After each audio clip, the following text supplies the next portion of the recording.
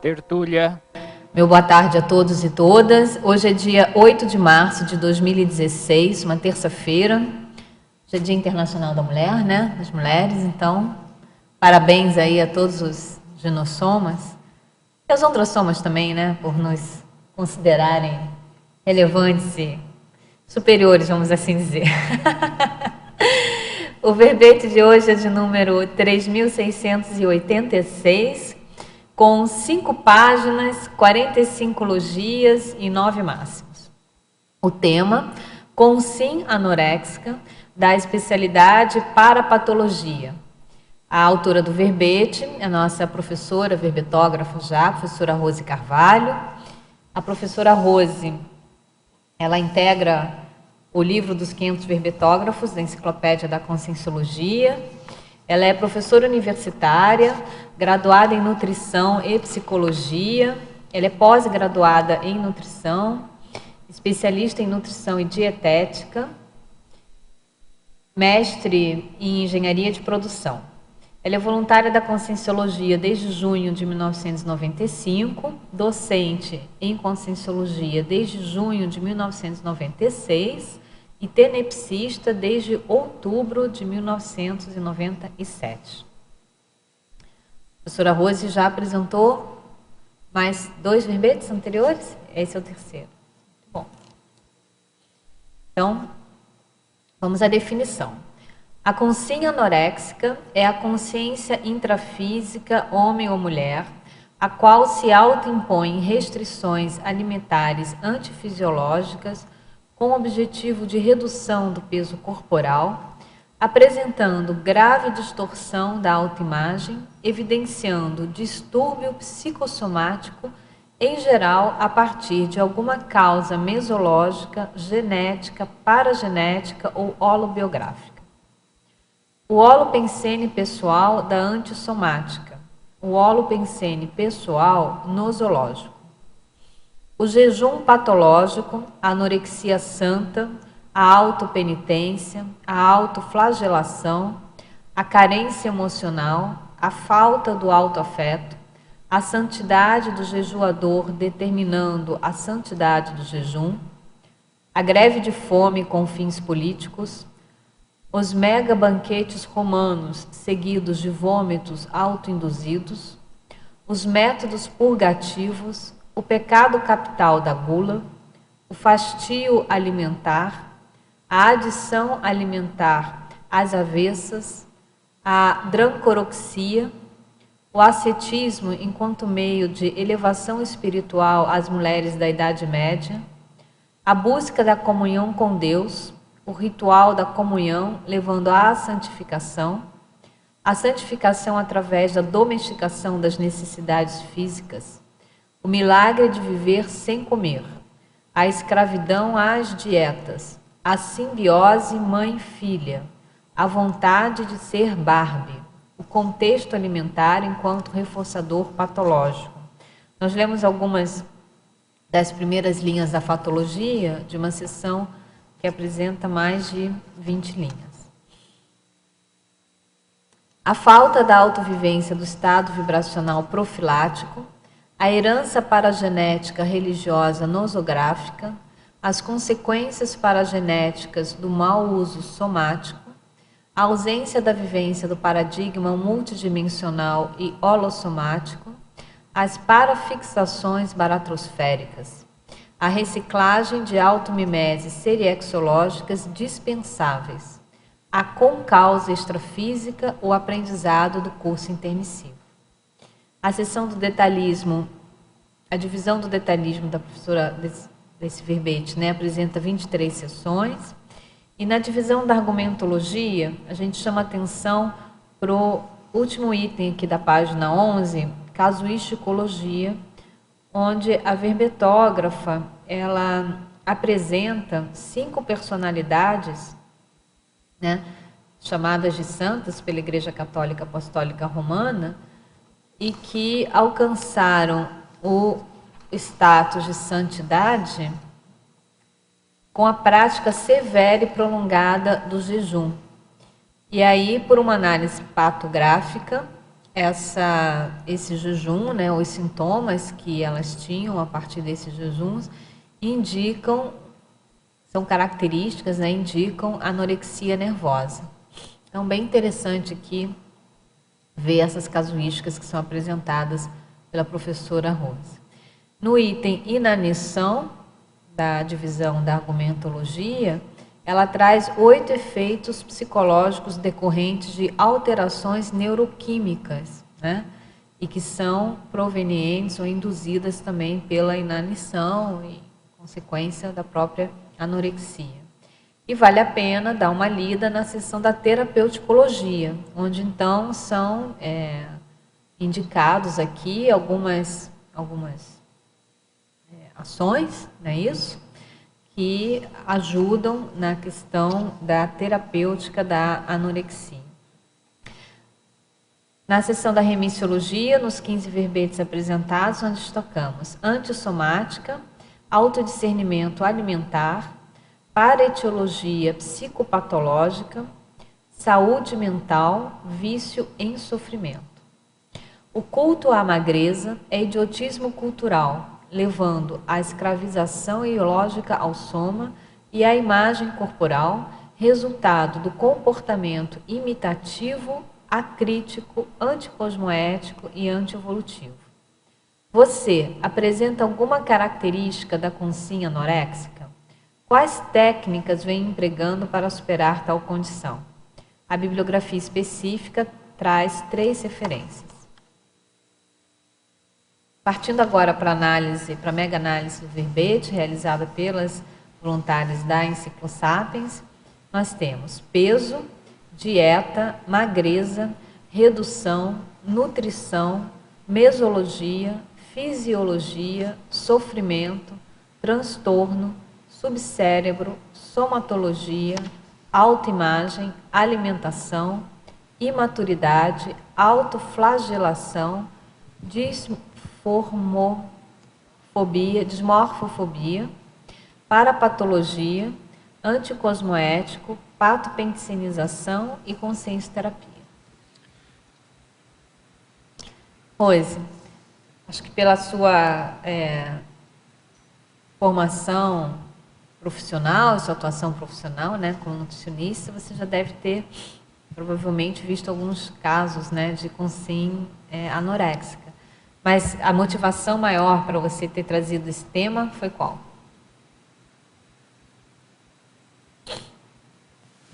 Alô? Bom, assim, né? Essa é uma doença caracteristicamente feminina, né? Que está mais restrita às mulheres de um modo geral e principalmente às mulheres jovens. E meu grupo de assistência, mais de uma vez, já ficou evidenciado por sincronicidades e várias situações que são as mulheres, né? Então eu tenho uma afinidade, digamos assim, com esse grupo e é um grupo que eu devo prestar assistência no meu entender, né, dos fatos que eu já vivenciei até hoje. E a questão da anorexia, na verdade, assim, né, eu tive um sonho, ou uma projeção, não sei bem o que foi, com pessoas com adição, que eram viciadas em drogas, né, e eu achei aquilo estranho, foi mais de uma vez. E aí eu falei com o meu parceiro Alci, eu falei assim, eu tenho sonhado com pessoas adictas, eu estou achando isso muito estranho. Aí ele falou, vai ver que é seu grupo de assistência, né, seu grupo-alvo. Mas aí depois, no chuveiro, as coisas sempre vêm no chuveiro, assim, as ideias, né? Me veio a ideia de uma adição ao contrário, né? Tipo uma avessa, o avesso da adição, que era a coisa da anorexia, né? Que elas são, de certa forma, viciadas em não comer, né? Então, aqui a gente tem uma ausência de um objeto, ao contrário da adicção, que é a fissura, né? A compulsão por alguma substância específica. E aí eu comecei a refletir sobre isso, né? E tem uma discussão também bastante atual que considera que a anorexia ela é uma doença da modernidade. E aí eu lendo, eu encontrei alguns autores que contestam isso e diz que não, que ela é uma doença acarretada assim, por um contexto social, mas que ela não é nova, que ela já existe há muito tempo. Então, ela começou a ser mapeada desde a Idade Média com o estudo da vida dessas santas, né? Então, foram fazendo correlações dos sintomas, porque as santas, elas se confessavam, então tem todo um registro, né, de como era a vida delas, o comportamento, as sensações, sentimentos, enfim. Então, é um material rico e foi produzido muito trabalho científico em cima disso. Então, o que se tem hoje, que realmente a anorexia ela tem a ver, tem relação com o contexto cultural, social e de época, mas não necessariamente ela é moderna, ela já existia. E aí, estudando sobre isso, achei interessante e tive a ideia de fazer o verbete. Muito bom.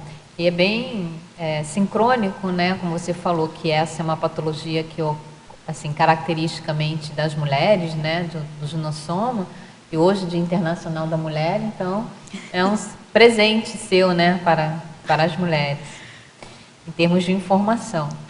A verbetógrafa professora Rose, em fatologia, na primeira linha, como reverter as ideias religiosas tão arraigadas relativas à anorexia santa, à autopenitência e à autoflagelação? É a que fala aqui da anorexia santa, né? A anorexia santa, na verdade, é um fenômeno que aconteceu com muita intensidade na época da Idade Média. Atualmente, eu não tenho assim conhecimento de que existam anoréxicas religiosas que fazem jejum com o objetivo de promover a comunhão com Deus ou Jesus Cristo, né? Mas, de qualquer forma, para superar essa motivação, né, patológica, é interessante que a pessoa desenvolva um certo nível de criticidade, né, que ela aumente a reflexão e pense nos benefícios e nos malefícios dessa prática, que é muito mais de malefícios do que benefícios, né, mesmo dentro da religião. E aqui você coloca também na sua divisão da argumentologia, na página 12, né, Rose, que entre os séculos XV e XVI, a abstinência alimentar passou a ser desencorajada pela Igreja Católica, considerada obra do demônio, né? Então, se nos séculos talvez anteriores havia algum tipo de encorajamento, uma relação, né, da santidade, da santificação com a prática, né, do jejum prolongado, levando à questão da anorexia, aí pelo menos a Igreja durante um período já mudou de ideia e viu que aquilo era obra do demônio, porque estava muita gente morrendo, né? E aí não podia perder, né, as servas. Foi uma decisão política também, porque a Igreja, esse fato de considerar a anorexia santa, dava muito poderes às mulheres, e isso começou a trazer descontentamento para alguns setores da Igreja, né? E no primeiro momento, eles pensavam que era um milagre viver sem comer. Como que podia uma pessoa viver sem comer? Então, devia ser obra de Deus mesmo, né? E depois eles começaram a taxar essas mulheres de bruxas, de feiticeiras, e que não era de Deus, era do demônio. Entendi. Mas também tinha um contexto político por trás disso. Agora, na fatologia ainda, Rose, na terceira linha da página 9. Como surgiu esse hábito patológico dos mega banquetes romanos seguidos de vômitos autoinduzidos? Qual era a graça dessa ideia tão estapafúrdia? Para os dias de hoje, né? É bastante estranho, mas na época eram as festas, né? Era sinal de abundância, de riqueza, de poder. E a indução do vômito era para que sobrasse espaço para continuar comendo por mais tempo, né? Continuar ali nos festejos. Bem retratado nas histórias do Asterix e Obelix. Tem ali, eles mostram os banquetes dos romanos. Essa é para quem quer ver um pouquinho mais como é que era, é bem retratado nas histórias. Mas esses banquetes do Asterix e do Obelix, exatamente, induzem o vômito. Eles autoinduzem o vômito? Aparece também. Porque comia, e aí... É porque é a questão que... induzir o vômito para continuar comendo. Isso estava associado às questões até próprias de guerra, de saque de guerra, tudo. Aí eles conseguiam, vamos comemorar agora que nós temos muito alimento. E aí é comer, e a comida estragava, né? Porque se não tem geladeira nem nada para guardar. Então é comer o máximo que pode, aproveitar, porque aquilo não vai ter muito tempo, principalmente carnes. Mas na questão dos mega banquetes romanos, era uma questão de uma extravagância, né? Questão de poder mesmo, né? De ausência de limites, né? E em Fatologia, na página 9, 12ª linha. Por que existe esse fato da anorexia incidir na população na proporção de 9 mulheres para cada homem? O que leva a essa tão desproporcional variação entre os gêneros? Olha, é uma boa pergunta, né? As mulheres, elas promovem mais comportamento, pelo menos o comportamento. A alimentação, ela tem uma relação muito forte com o afeto, com dar carinho, receber carinho. E o que está bastante colocado na literatura também, que optar pela anorexia é uma forma de evitar o amadurecimento sexual, e a própria sexualidade. Porque quando a pessoa entra nesse processo de inanição, né, ela para de menstruar, ela fica magra, ela fica desinteressante aos olhos masculinos. Então, parece mais uma forma de autodefesa com relação a bloqueios da sexualidade. E você acha que tem alguma questão assim em relação... Você colocou aqui, né, na sua frase enfática a condição da autoimagem, né? Essa escravização ilógica ao soma e a imagem corporal. E as mulheres, muitas vezes, elas são mais, digamos assim, reféns disso, né? A condição do estereótipo, modelo ainda ocidental, que é, por exemplo, a moda dita das mulheres extremamente magras e tudo mais. Exatamente. Então, acho que tem mais ainda essa, digamos assim, esse aspecto cultural, nosográfico, né? E um idiotismo cultural, como você coloca aqui no seu verbete também, né? As mulheres são mais reféns disso, né? Sim. Atualmente a magreza é um valor, né, social. E ela é muito incentivada. E a pessoa começa a fazer dieta, começa a eliminar alguns alimentos, a carne, enfim. E se ela não se cuidar e se não estiver muito atenta, isso pode evoluir para um quadro de anorexia. Agora, professora Rose, poderia fazer um cotejo entre a definologia e a etimologia da palavra anorexia? Então, você coloca aqui que a palavra anorexia vem do idioma grego, anorexis, tendência para, desejo de, apetite, né? Mas o ela é uma negação, é ausência. É ausência, né? Então, é justamente essa ausência do desejo, a ausência do apetite. Exatamente. Parabéns, Rose, pelo verbete e pelo Dia das Mulheres. Obrigada. Eu queria trazer para discussão uma questão que existe todo esse processo da psiquiatria, que se fala muito, que já tem bastante literatura sobre a anorexia, mas se fala também, e inclusive já apareceu mais de grupos aqui na CCCI, da questão das pessoas que têm interesse, falam de alimentação através da luz, as pessoas que deixam de comer para falar porque elas induzem estados alterados de consciência, aí vão falar que isso melhora a energia. Então, que é uma coisa, inclusive, até recentemente eu vi agora, foi o neto, né, do Chico Anísio, que ele foi jejuar, e foi por isso que ele morreu. Então, ele estava jejuando no meio da mata, e aí ele se afogou quando foi tomar um banho de mar. Então, as pessoas... É uma coisa que fala, e que, inclusive, até recentemente eu sei, nós temos muitas pessoas aqui na CCCI, e ainda tem pessoas, que eu já conversei, e que acham que é possível. Existe essa questão de alimentação pela energia, que ela não precisaria comer. E pessoas que até querem frequentar os cursos de energia, e que não se alimentam bem. Agora está muito na moda de falar também da questão de ser vegano e outras coisas. Então, essa relação entre o processo da alimentação e energia, o que você viu? Porque eu sei que altera muito, né, a hora das pessoas próprias com a anorexia, mas então, discorrer um pouco mais disso. Existe muita relação entre jejum e religião, de um modo geral, né? Agora, a gente tem um soma, um corpo físico. Esse corpo físico é material. Ele precisa de substância, de matéria, para poder funcionar de forma adequada. Por mais que a pessoa trabalhe energia, absorva energia do sol, da natureza, ou seja lá do que for, isso não é suficiente para manter o organismo funcionante, né, que a gente seja capaz de se movimentar, andar, trabalhar, enfim, fazer tudo que precisa com o uso do corpo físico, sem o consumo de alimentos. É impossível. Eu te pergunto. Cada veículo de manifestação da consciência tem as suas necessidades, né? Então, com relação à questão energética, absorção energética, tudo, vai fortalecer, contribuir o energossoma.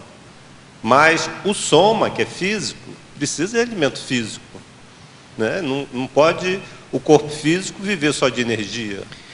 Isso é um tema que é polêmico, porque eu sei que é muito falado no orientalismo, inclusive, bom, eu te digo, né, minha esposa é nutricionista, a gente estava acompanhando agora, que tem no Snapchat, que eles falam da questão do vídeo, e está se comunicando, e tinham alguns nutricionistas, eles estavam mostrando artigos científicos que dizem que é adequado a pessoa fazer periodicamente momentos de jejum.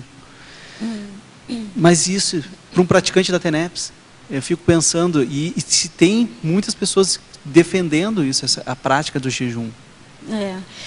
Bom, eu não considero adequado até pelo que você falou. A pessoa que faz assistência, que pratica TENEPS, ela tem que estar num estado de nutrição e de equilíbrio energético bastante adequado para conseguir fazer esse tipo de assistência, né? Se ela entra em estados de jejum, o jejum pode levar a estados alterados de consciência.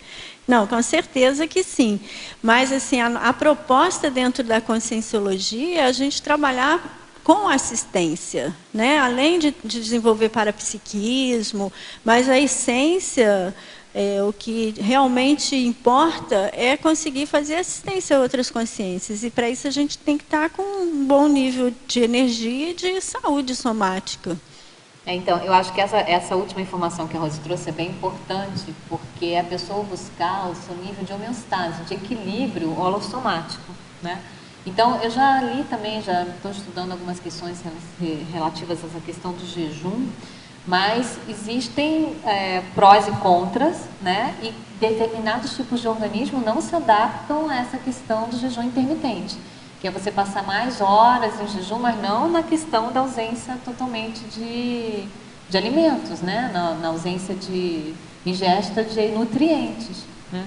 Agora, eu penso assim, não sei o que vocês acham, que cada pessoa, claro, tem que fazer as suas experiências, mas tem que saber muito bem com qual propósito que a pessoa está fazendo isso. A Rose mencionou no início da apresentação dela a questão da criticidade, da autocriticidade, né? Então, qual que é o objetivo que a pessoa está, de repente, fazendo um jejum um pouco mais prolongado, né? Tem um termo, não é isso? Você chama de jejum intermitente, que ajuda na questão da desintoxicação do organismo e tudo mais. Mas tem pessoas que não vão se adaptar com isso, precisam realmente ter alimentações de tanto em tanto tempo e por aí vai. Isso até porque é um tema do Homo sapiens reurbanizados, porque justamente muitas dietas que estão se falando, muitas coisas de alimentação que está saindo e que toda hora vão mudando.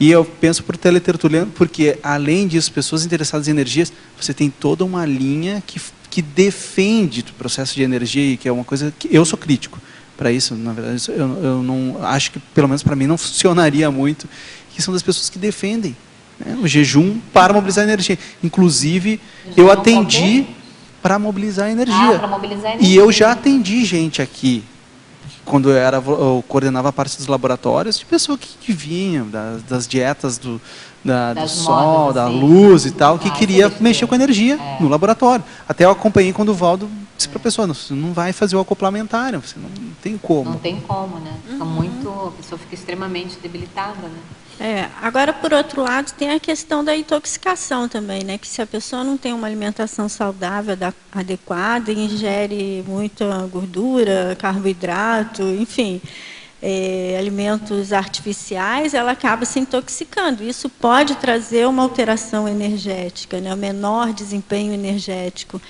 Mas o que a gente está falando aqui é da alimentação adequada e saudável. E cada pessoa, né, Rose, procurar ver o que é mais adequado para o seu tipo de organismo, né? Onde tem uma linha dentro da nutrição, não é isso? E fala da questão da individualidade, né? Não tem como você pegar uma mesma dieta e querer oferecer para todas as pessoas, não tem isso. Cada pessoa tem que ir fazendo as suas experiências e ver o que é mais adequado, enfim, né, para a sua realidade, para o seu contexto, para o teu biotipo, né? Às vezes tem questões paragenéticas também, né? Provavelmente tem interferência nisso, então algum tipo de alimento vai, né, fazer um efeito, né, diferente no corpo, e por aí vai. E até porque nós tivemos o pai, né, sobre a questão que teve aqui dos debates da alimentação. De saúde, né? E eu sei que, e aí algumas pessoas acabam, que ela tem para o organismo dela, mas querer passar para todo mundo, como eu vi falando muito, dieta paleolítica, então todo mundo quer retirar o glúten, todo mundo quer, só que daqui a pouco ela vai progredindo para um processo sem se dar conta de baixando o peso dela, até chegar num processo de anorexia. Como você disse, uma pessoa que é predisposta... Quanto menos se come, menos vontade se tem de comer.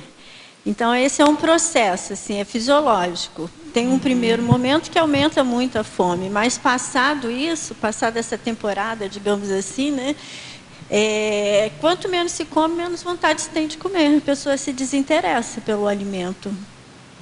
Não que ela não tenha fome, né? Há necessidade, a necessidade física ela continua, mas a sensação de fome ela tende a diminuir. Agora, quando a pessoa começa a fazer jejum, começa a fazer dieta restritiva, num primeiro momento há um aumento dessa fome. A fome ela fica mais aguçada. Só que com a ausência do alimento, o organismo vai encontrando outras alternativas metabólicas, né, para suprir lá as suas necessidades, queimando tecido muscular, enfim. E há uma tendência a diminuir um pouco essa sensação de fome. Agora, você já tem danos também na parte cerebral, não tem? Com certeza. Porque isso é uma questão importante também para a gente mencionar aqui, né? Quer dizer, como que essa ausência de nutrientes, ou no teu caso aqui, é o caso extremo, né? Da anorexia, mas quais são os efeitos, você fala aqui, né? Inanição. Inanição, né? Exatamente. Perda da concentração, pensamento rígido, não é isso? Irritabilidade, mas isso vai justamente causando prejuízos na própria atividade mental.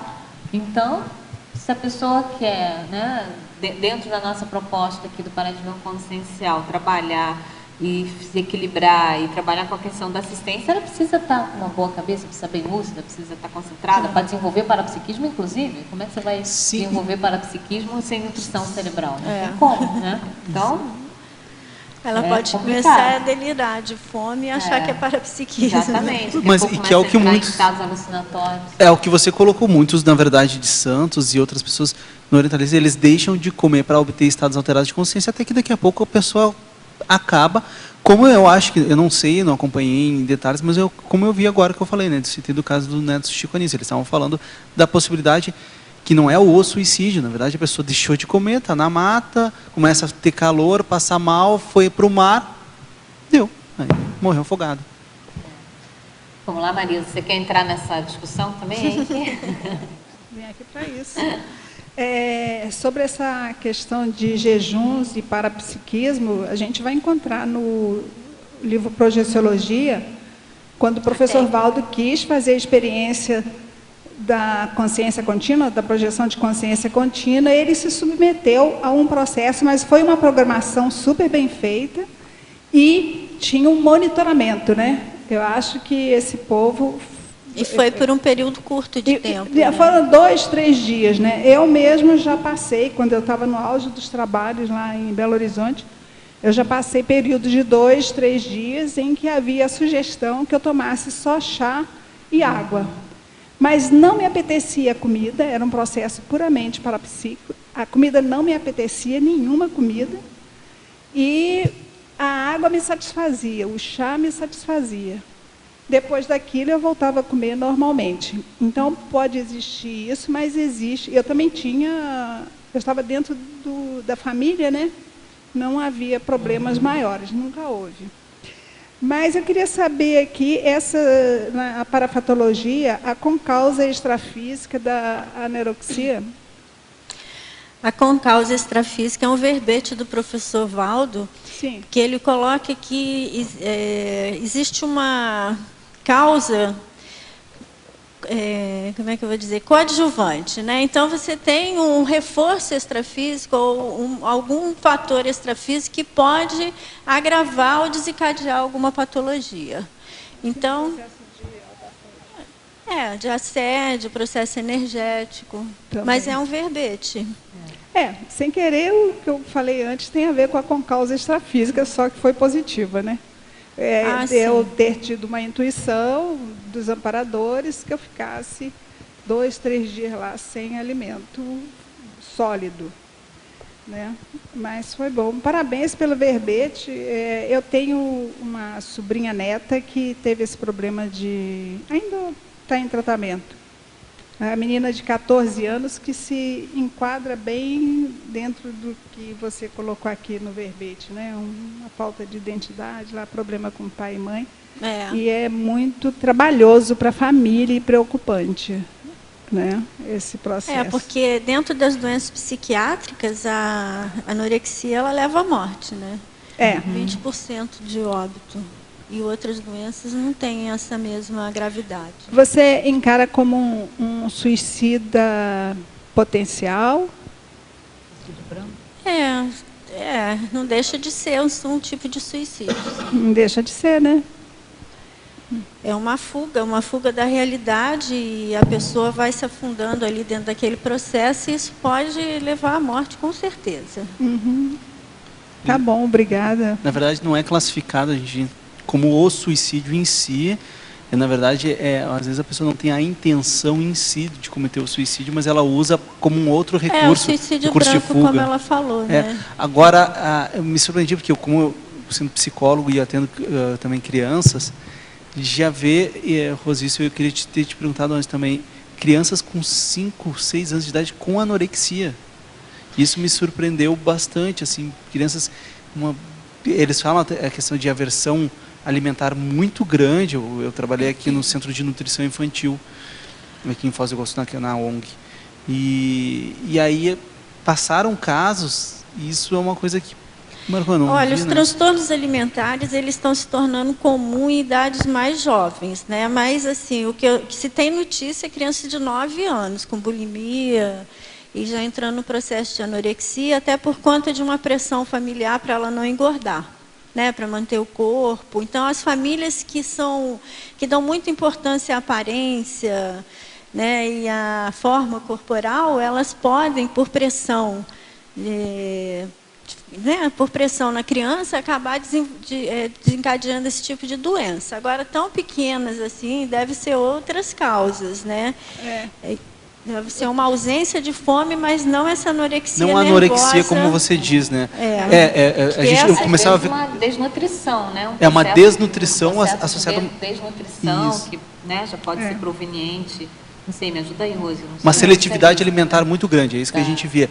Era como agora, isso do ponto de vista paragenético, o que é a hipótese sobre isso? Inclusive aqui no verbete eu falo um pouco sobre isso, né?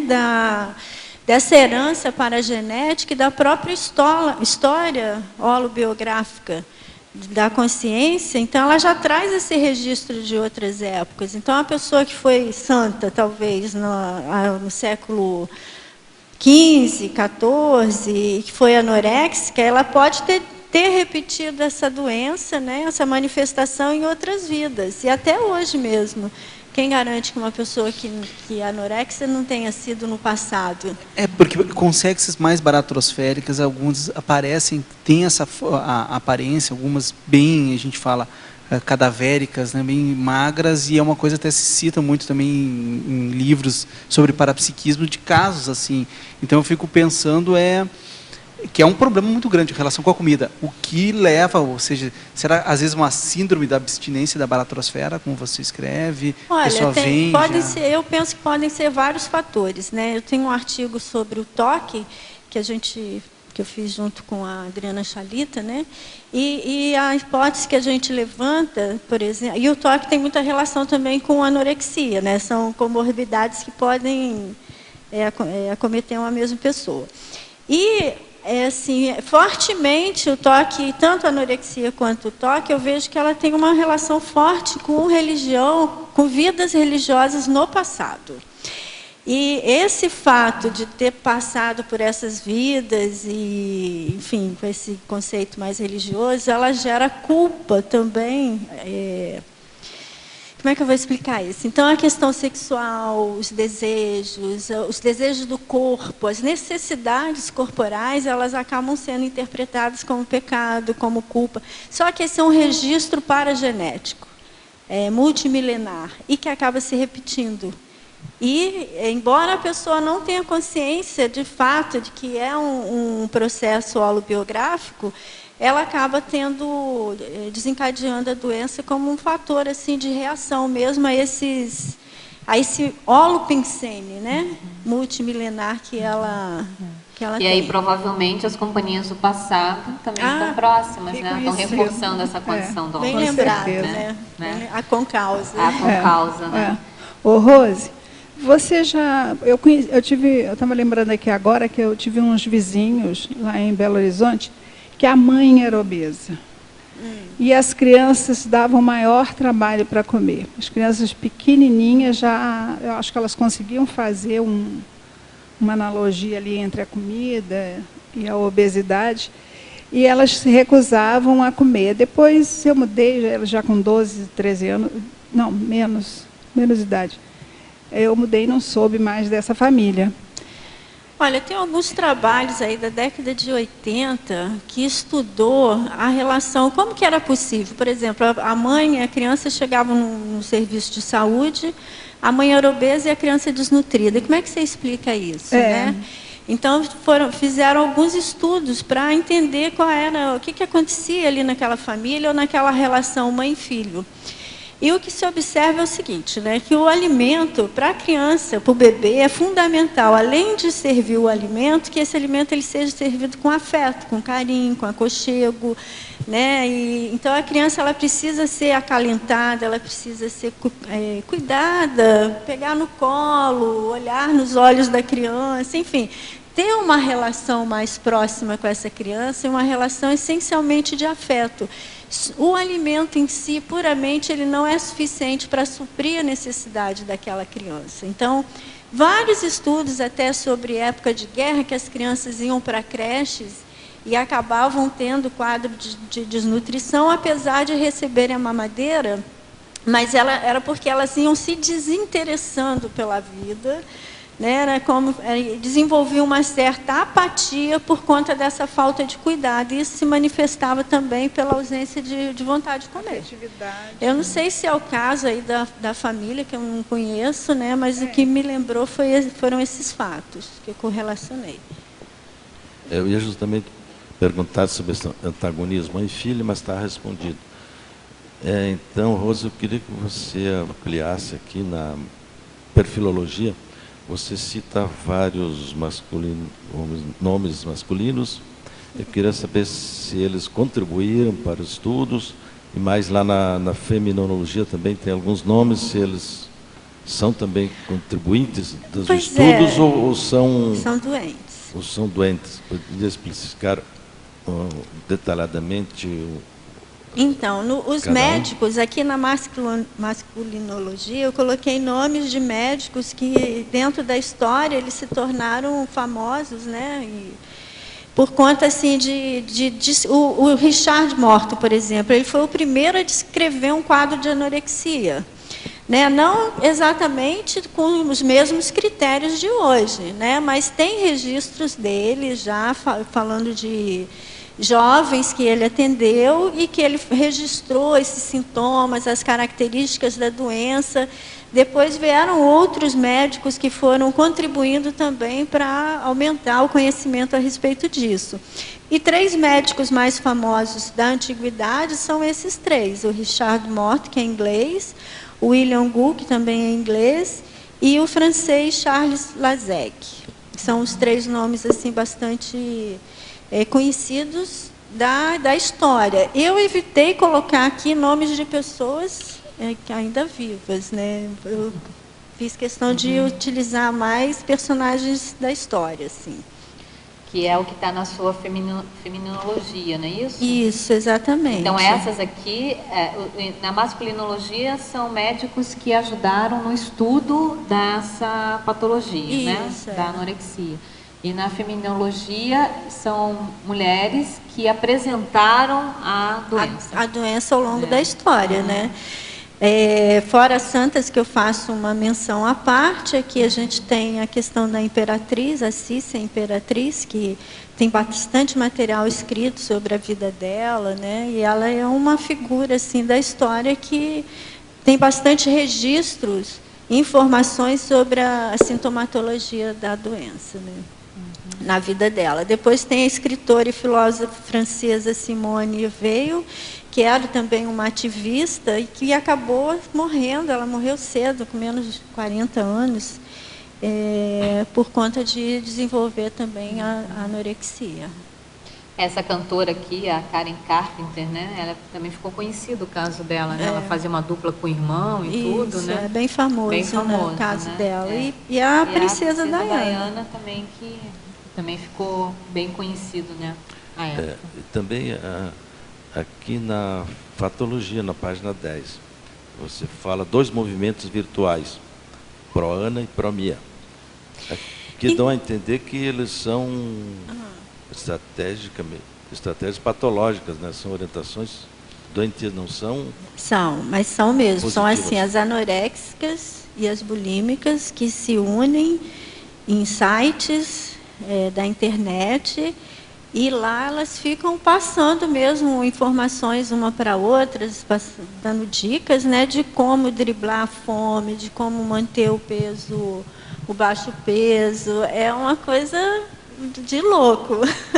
É muito estranho, mas se você entrar, colocar essas palavras aí lá no Google, vai aparecer.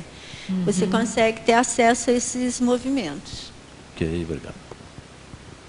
Na tecnologia, Rose, na página 10, no final da primeira linha, a teletertuliana pede para você relacionar a técnica da paracirurgia com o tema do verbete.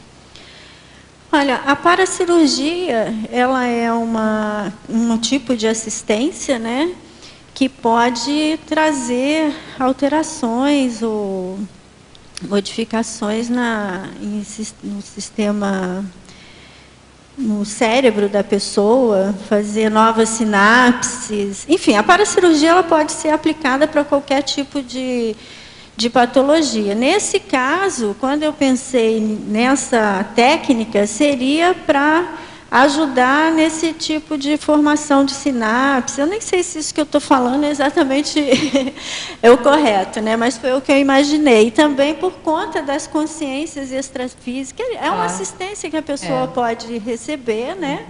E que ela vai ser na medida da necessidade de cada um. Mas ela pode também ser empregada nesses casos de anorexia.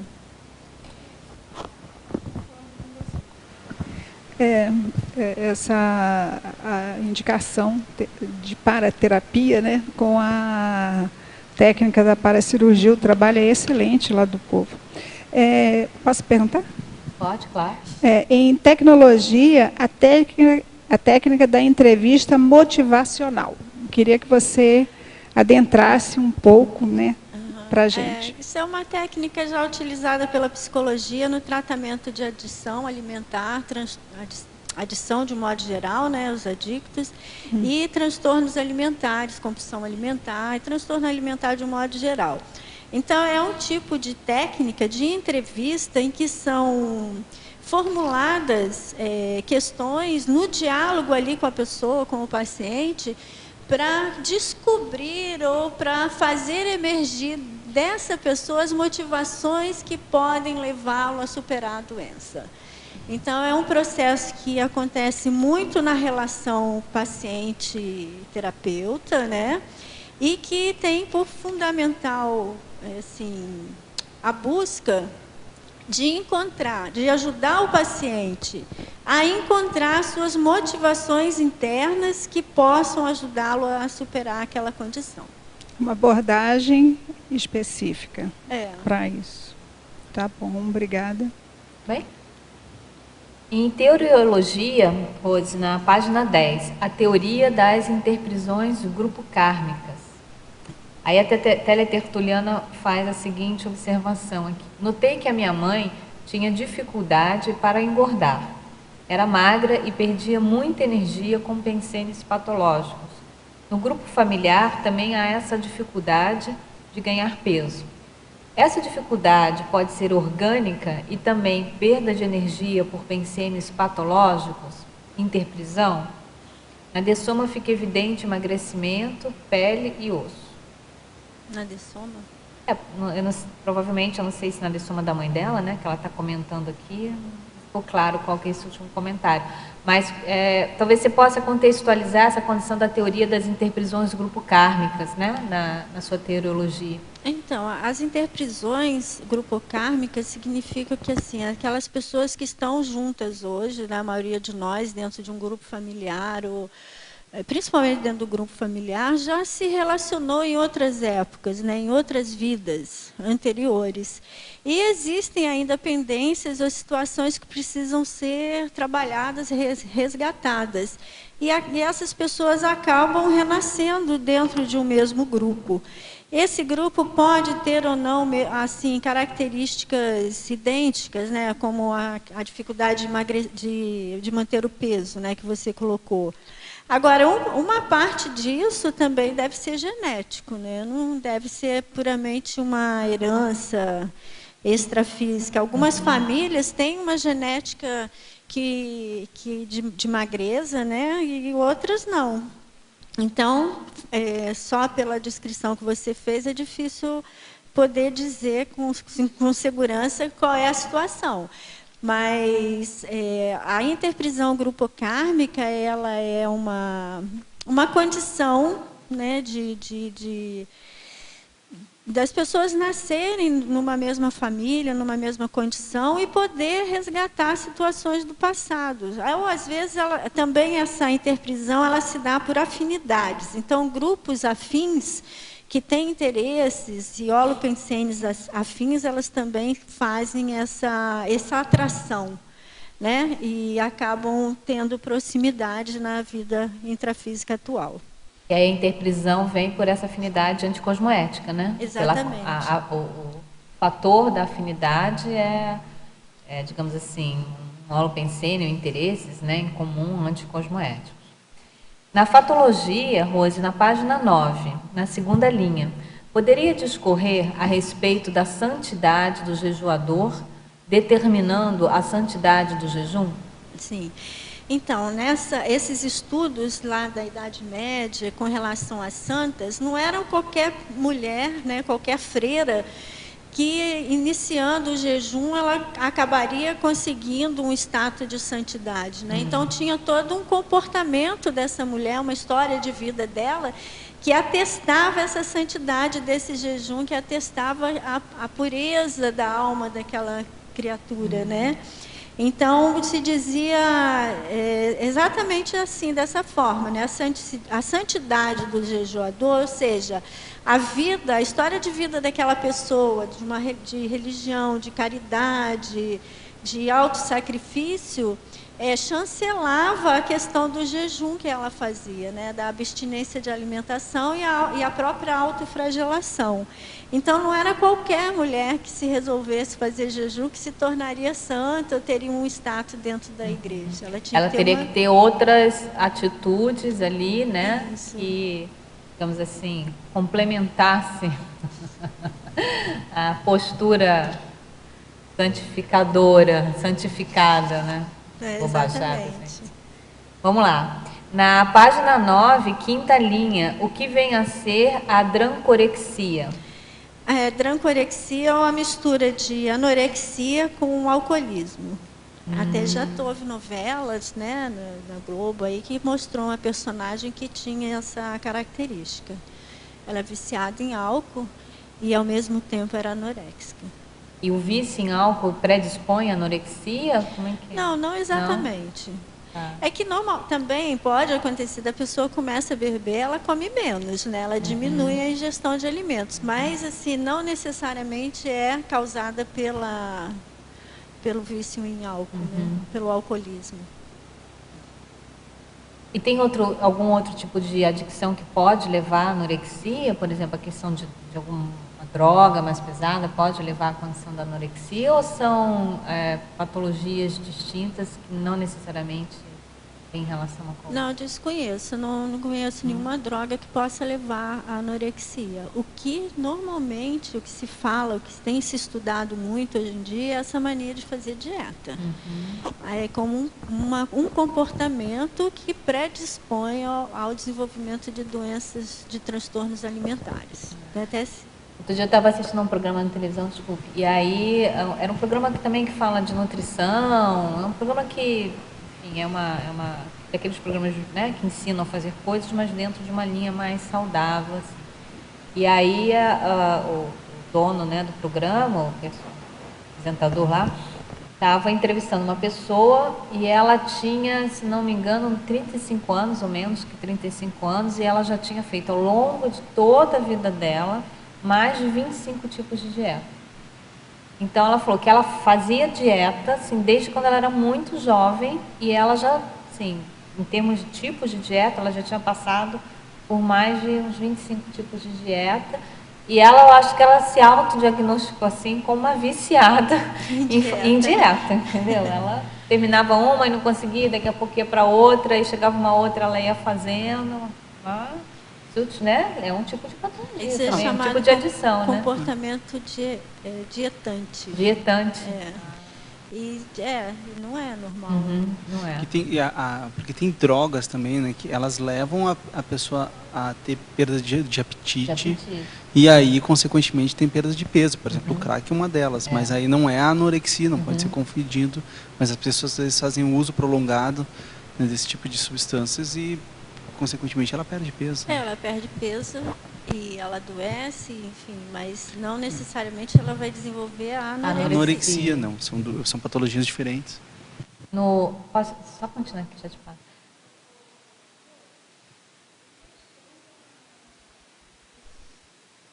Acho que está desligado. Obrigada. Em questão desses sistemas de alimentação que surgem, né, por aí, tipo vegana. Chegou um pessoal aqui que são veganas. Aí eu comecei a perguntar, como é que é isso? Eles, assim, é radical demais, pelo menos para o meu entender.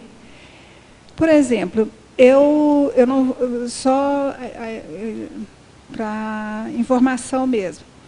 Uma pessoa que o organismo já está acostumado a comer um determinado percentual de carne, de produtos derivados, né, de animal.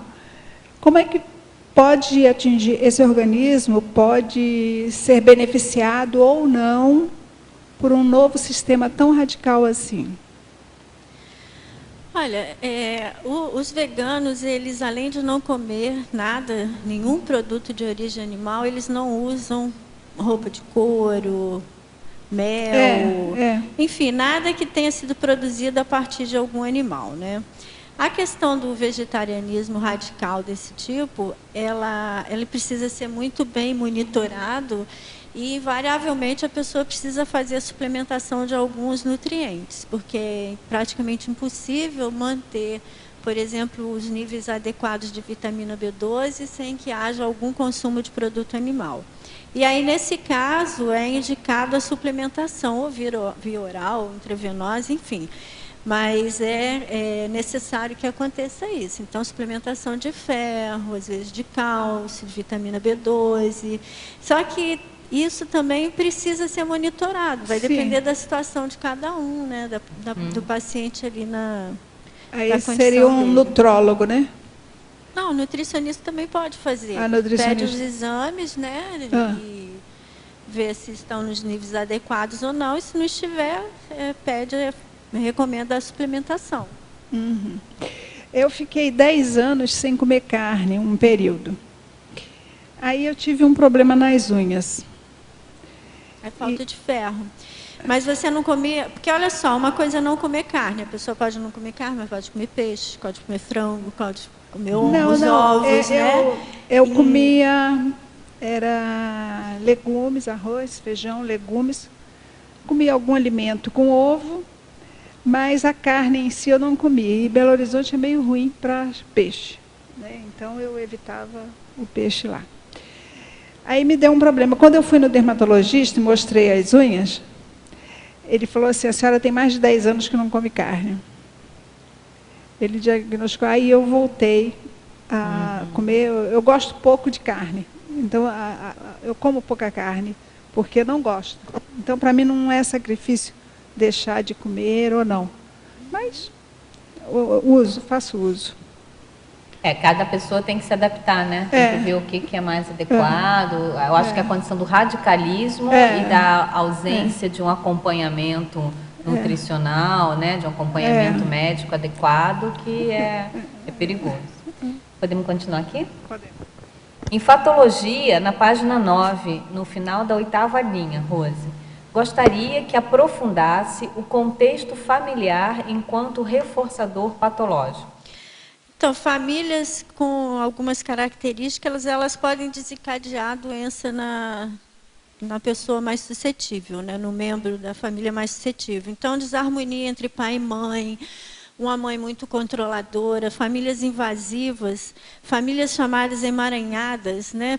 Dentro da psicologia existe esse termo, que as pessoas não têm os papéis muito bem definidos, não existe uma autonomia entre as pessoas da família. Então, a pessoa ela não tem privacidade, ela não tem seu espaço respeitado, né? E esse tipo de contexto ele pode desencadear a doença, sim, porque é uma forma de autoafirmação. Aí, nesse caso, a menina, né, ela acaba desenvolvendo essa doença como uma forma de autoafirmação. Acho que aqui no final eu chego a colocar, que é uma reação a não ter personalidade própria, né, e contra essa sensação de ser fraca. Mas, assim, por exemplo, a menina, ela não pode, por exemplo, fechar a porta do quarto dela, que a mãe vai, ou alguém da família vai, bate e quer entrar, ou todas as portas precisam ficar abertas. Né? Ou a mãe que é muito controladora, coitada da mãe, a culpa é sempre da mãe, né?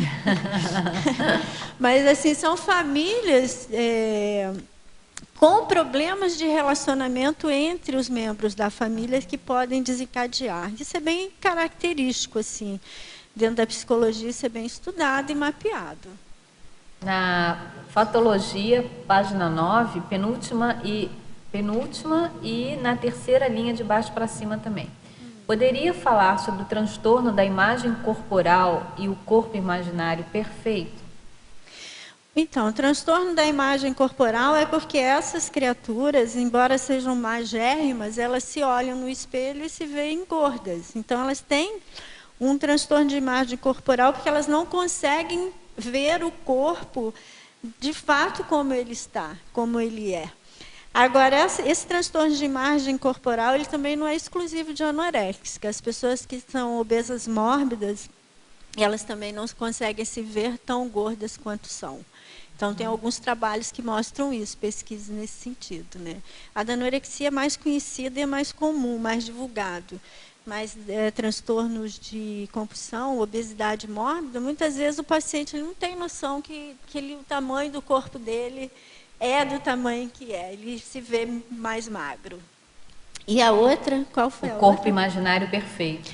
Então, imaginário porque ele só existe dentro da cabeça da criatura, né? Da pessoa que está passando ali pelo problema, ela continua se vendo gorda, ela nunca está suficientemente magra, né? E ela imagina um corpo. No imaginário dela tem lá o que seria um corpo perfeito, um ideal de corpo que ela quer atingir, mas que ela já perdeu a noção da realidade, né, em relação a isso. Rose, talvez para clarear, que a questão de psicoterapia, um dos exemplos que a gente usa é assim, você pede para a pessoa, você afasta 2 cadeiras e você deixa um espaço largo mesmo, assim, que poderia passar 3 pessoas. E aí você pede para a pessoa adequar o que seria que ela conseguiria passar. E às vezes a pessoa dá um espaço para 3 cadeiras e ela acha que ela só ali ela conseguiria passar, ou não. Então você vê que ela não consegue ter a noção do que é o corpo dela para o que ela realmente vê no espaço. Então você faz desenhos, outras testes coisas que mostram isso, né? Isso aí que você falou é um, mas também existem outros para diagnosticar esse transtorno. E na parafatologia, na página 10, na terceira linha, Rose, você pode exemplificar as parafixações baratrosféricas? Então, a pessoa tem afinidades com situações patológicas e ela fica fixada naquele padrão, naquele óleo pensene. Então, as parafixações baratrosféricas seriam uma afinidade, um gosto por determinados tipos de óleo pensene ou de situação patológica, e a pessoa fica fixada nisso. Inclusive, existe a síndrome da abstinência da baratrosfera, que é a pessoa que sente saudade de uma condição mais doentia, mais patológica. Na página 10, em Principiologia, qual a relação que você fez com o princípio cosmoético do aconteço melhor para todos? O princípio cosmoético aconteço melhor para todos, com a doença? Isso, claro, especificamente com o seu tema. Olha só, muitas vezes a gente tem mania de querer mudar os outros, né? A gente quer impor padrões, quer impor comportamentos, e até mesmo dentro de um contexto familiar, às vezes a pessoa pode vir a desencadear a doença por pressões interfamiliares. E se a gente parte do princípio assim, que aconteça o melhor para todos, mas que seja o melhor para ele, não para mim, né, ou não para quem está ali fazendo a pressão, por exemplo, foi mais nesse sentido mesmo. Não sei se... Rose, em parafatologia, na página 10, na quarta linha, o teletertuliano pede que você comente a reciclagem de automimeses seriexológicas dispensáveis. Então, a reciclagem é você fazer mudanças, né? Alterações, mudanças para melhor. A automimese, a gente diz que são comportamentos repetitivos de vidas anteriores. Então, seriexológica é nesse sentido, né? De série de vidas intrafísicas. Então, são situações, contextos, holopensenes, de vidas anteriores que a gente acaba repetindo aqui nessa vida ou em outras vidas intrafísicas. E a reciclagem, então, por exemplo, no caso da anorexia, se a pessoa que é anoréxica hoje, ela já traz esse padrão lá da Idade Média, porque ela jejuava, não precisava nem ser santa, né? Porque as santas tinham inúmeros seguidores que também jejuavam, autoflagelavam, né? E nem por isso entraram na história. Mas, hoje em dia, pode ser que a pessoa tenha algum comportamento que é ainda um resquício daquele passado, daqueles hábitos que ela adquiriu em vidas anteriores. E precisa reciclar, precisa mudar, né? E acabar com essas repetições dispensáveis. Rose, deixa eu perguntar aqui para você, tem inclusive uma correção para ser feita aqui na fatologia, né, que você chamou a atenção até antes de nós começarmos a tertúlia, na fatologia, na página 9, na 10ª linha, não é isso? Sim, ausência. A ausência da menstruação é entendida como sinal divino. Divino. E não o devido, né? Isso. Divino, ao contrário de resposta do organismo à abstinência alimentar. Você pode falar um pouco dessa ausência da menstruação? Existem casos de pessoas que, não sei, chegam a ser tão doentes que mulheres que não querem mais menstruar e param de comer, como é que é? Você já viu isso no consultório? Também, né? Mas aqui na fatologia eu estava me referindo mais essas mulheres do século, da Idade Média. Ah, da Idade Média. Porque a ausência de menstruação naquela época era vista como um fato divino, né? Uma aceitação divina, porque a menstruação era vista como um castigo. Um castigo. Isso, um castigo pelo pecado da mulher, né? O pecado original. Então a menstruação ela é dolorida, enfim, tem as suas características e naquela época ela era vista como um castigo.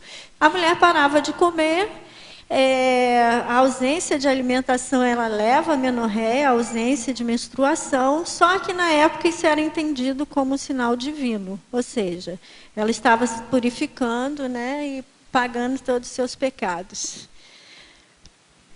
E ainda aqui na fatologia, uma pergunta que eu queria te fazer, na página 9, na 4ª linha de baixo para cima, você, no finalzinho da 4ª linha de baixo para cima, você coloca a inanição provocando alterações afetivas, cognitivas e comportamentais. Você pode falar um pouquinho mais sobre essas alterações então, afetivas? A inanição, a ausência de alimentos, ela vai acarretar, né, alterações de afetividade. Lá atrás eu coloco lá também alguns exemplos, que a inanição ela leva ao isolamento social, ela leva à apatia, ao desinteresse da vida social e do interrelacionamento com as pessoas, né? A questão cognitiva é porque vai causando um déficit. O cérebro não vai conseguir funcionar tão bem porque falta substrato, falta alimento, né? Falta condições para que ele tenha um funcionamento adequado. E as comportamentais também têm a ver com essa coisa do isolamento, ou então de desenvolver rituais ligados à alimentação, que também é comum nos casos de anorexia, que a pessoa ela pode ter, por exemplo, a ideia, o comportamento de cortar os alimentos em pedaços mínimos, pequenininhos. Ela tem a motivação para cozinhar para os outros, mas ela mesma não faz uso desse alimento. Então, tem alguns comportamentos que são característicos e que acabam sendo o resultado da falta desse alimento. Interessante. Agora, na página 9, na fatologia, Rose, na 5ª linha, como ocorria o ascetismo enquanto meio de elevação espiritual às mulheres da Idade Média? Então, esse ascetismo seria uma radicalização assim de comportamentos que negassem os desejos corporais ou qualquer tipo de comportamento que fosse anticristão, né? Então, as mulheres elas passavam a se autoflagelar, a fazer jejum, a tomar banhos em águas geladas no inverno, a dormir em pedaços de madeira, enfim, todo tipo de autoflagelação que negasse as necessidades do físico, né, do corpo. E aí, nesse caso, se afastando dessa condição corporal, elas acabavam consideradas elevadas espiritualmente. Aqui não só as mulheres, mas homens também. Os homens também se flagelavam, né? Mesmo na época da Idade Média. Então, uma radicalização desse não atendimento às necessidades do corpo. E na fatologia, na página 9, também na última linha, como é o comportamento imitativo frequente encontrado entre santas e beatas da Idade Média e entre as jovens anoréticas de hoje? Então, é esse reforço entre os grupos, né? Entre as afins de um mesmo grupo.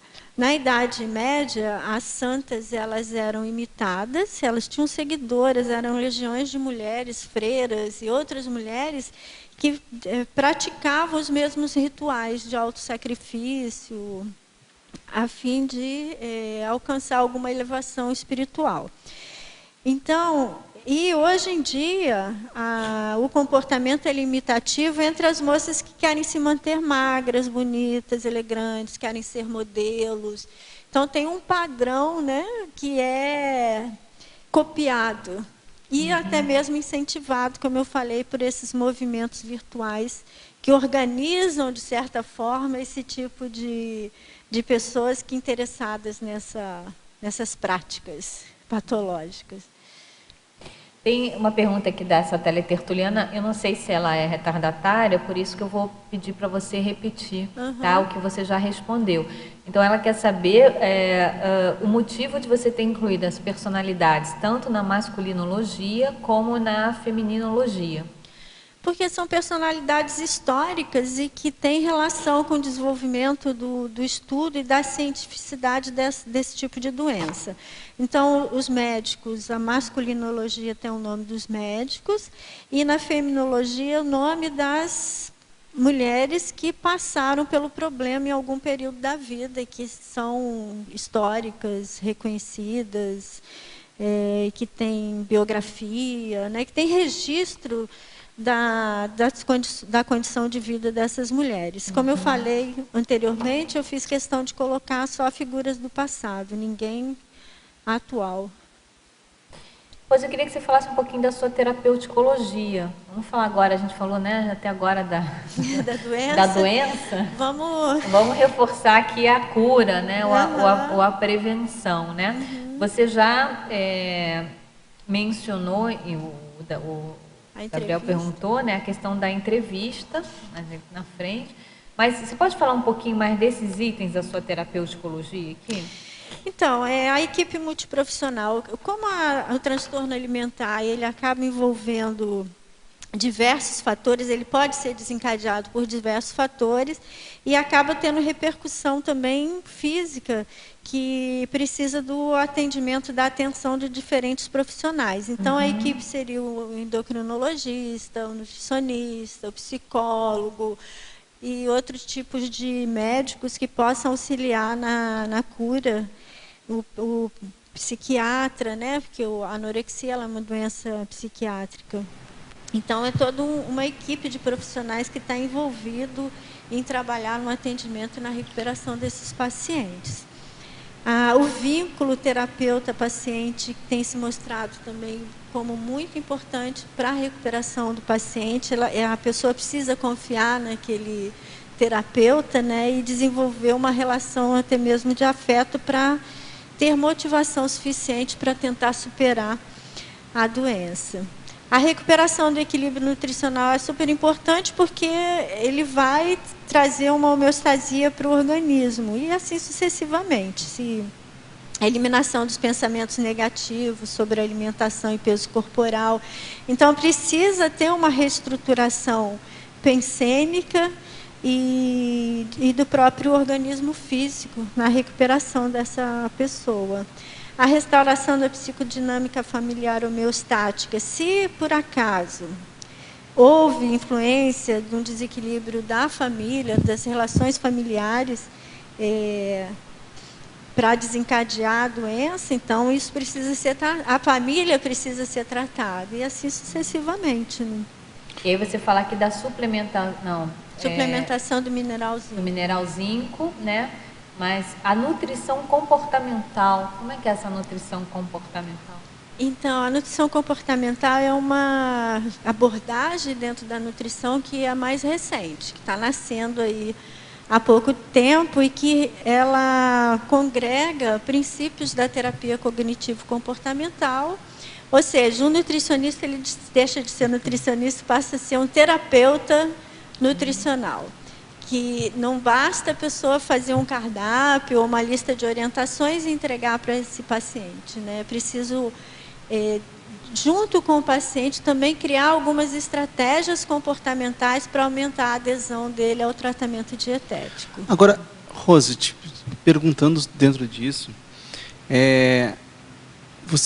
o que tem de paralelos e diferenças? Como seria, por exemplo, na abordagem da consciencioterapia, uma pessoa com anorexia? Primeiro, você já acompanhou, passou casos assim, vocês já viram na OIC, e o que diferencia em termos de terapêutica, a consciencioterapia com a terapia normal, no caso da anorexia especificamente?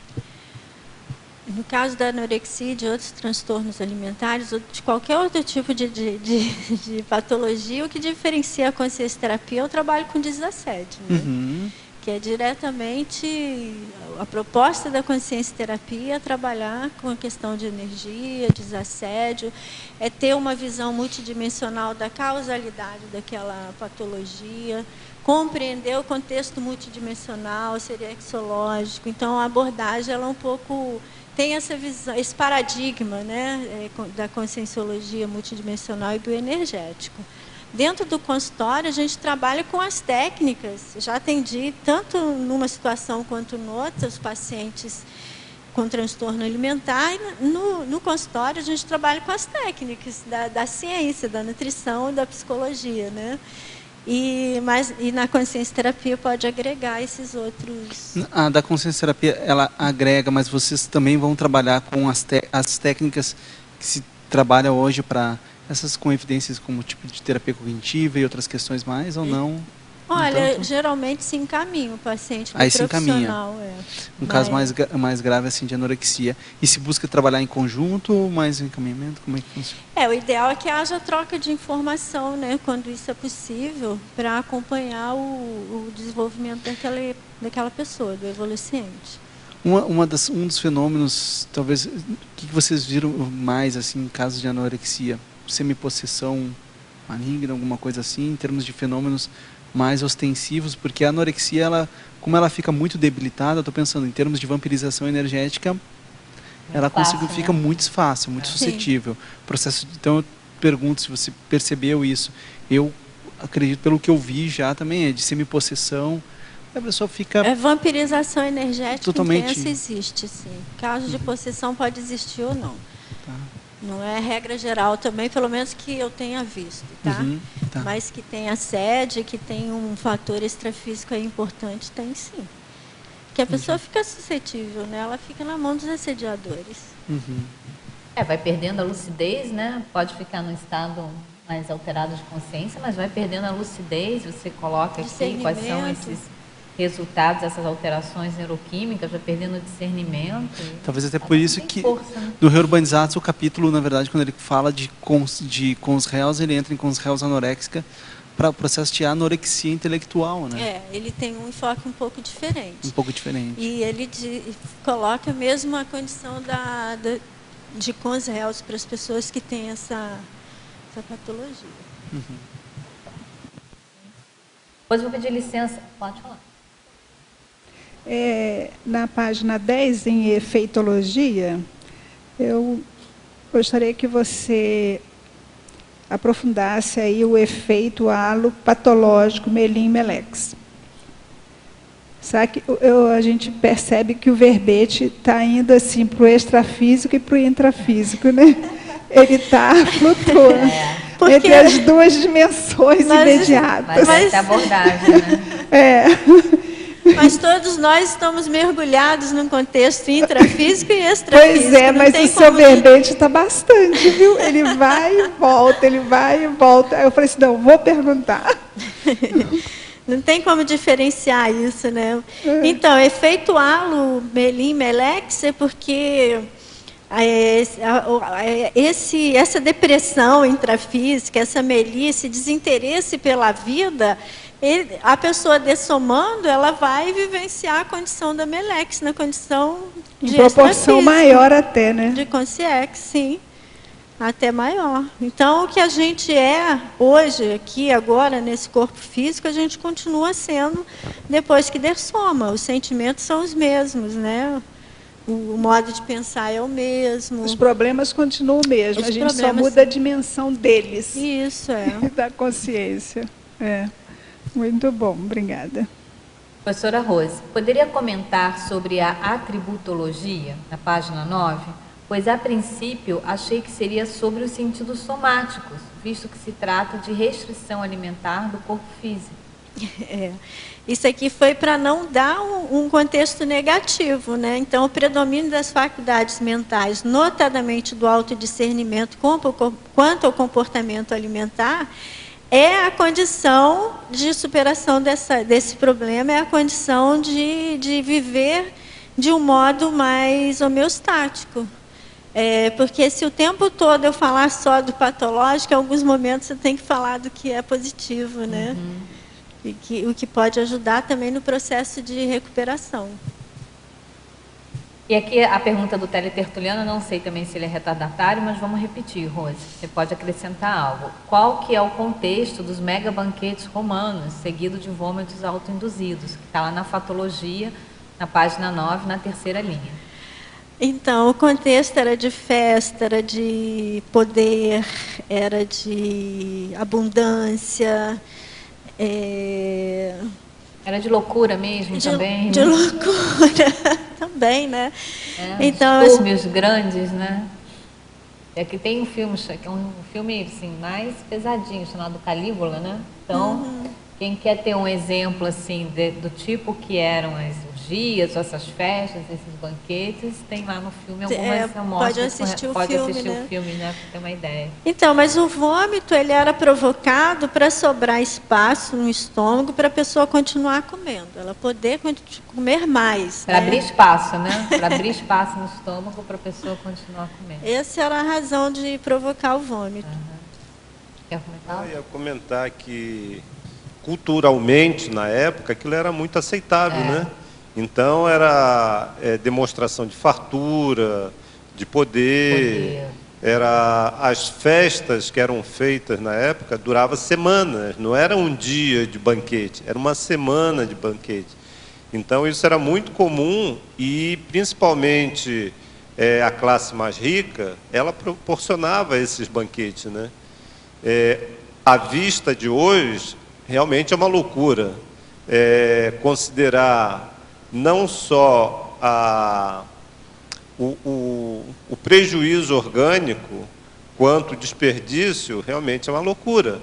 Mas, na época, aquilo era completamente aceito entre a sociedade. Era a motivação psicológica por trás disso também, né, Alcir? Que isso é doentio, né, da consciência, né? Como todo, mas você está corretíssimo. Culturalmente, era uma prática muito aceita, principalmente nas classes mais abastadas, né? Nas classes mais ricas, a aristocracia, os próprios imperadores, né? O Calígula mesmo, eles patrocinavam essas festas que duravam E essa cultura não era somente naquela época romana, isso perdurou até alguns séculos atrás, na própria Idade Média, na cultura francesa, os banquetes duravam semanas.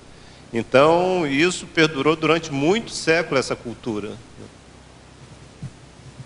Na página 10 agora, Rose, em parafatologia, na segunda linha, o Teletertuliano pede para você explicar sobre a herança paragenética religiosa nosográfica.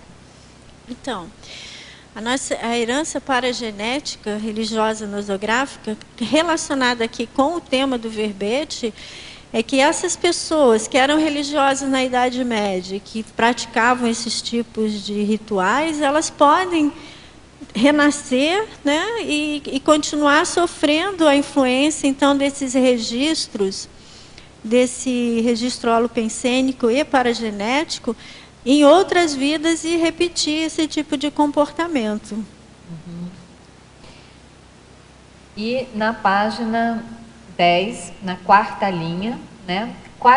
Qual seria a concausa extrafísica? Aí, Marilza, estamos voltando para a questão da concausa extrafísica novamente. Né? Já foi explicado, esse é um verbete do professor Valdo, né, que ele coloca a influência de situações extrafísicas ou mesmo consciex nos efeitos e consequências aqui na dimensão intrafísica. Então, a doença ela pode ser também desencadeada ou reforçada por uma questão extrafísica, assim como a recuperação, né? Que os amparadores podem também estar atuando e ajudando na recuperação da saúde de uma pessoa.